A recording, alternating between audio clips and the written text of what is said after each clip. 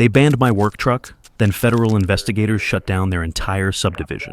The HOA president, David Cromwell, issued a violation notice. Your F-250 work truck violates Section 8.4 prohibiting commercial vehicles.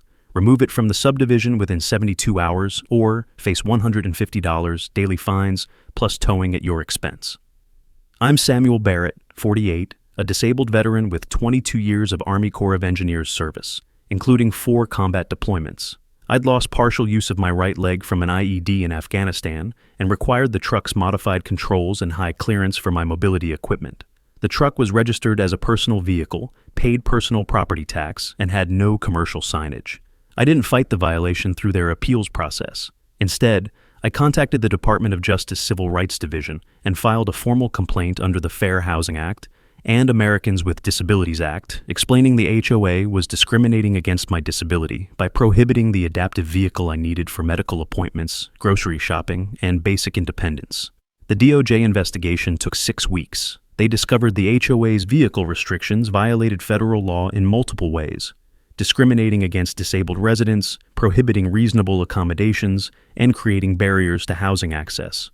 But the investigation expanded when DOJ noticed the subdivision street design. The streets were too narrow for emergency vehicles to navigate properly. Fire trucks couldn't turn around in cul-de-sacs, and ambulances had difficulty accessing 19 homes due to tight corners and parked cars. The HOA had approved this design in 2008 to maintain aesthetic charm and discourage through traffic. Federal investigators determined this violated fire safety codes and ADA emergency access requirements. The county issued a compliance order. The HOA had 180 days to widen streets, reconfigure cul-de-sacs, and add emergency vehicle turnarounds at an estimated cost of $340,000, to be paid through special assessment on all homeowners.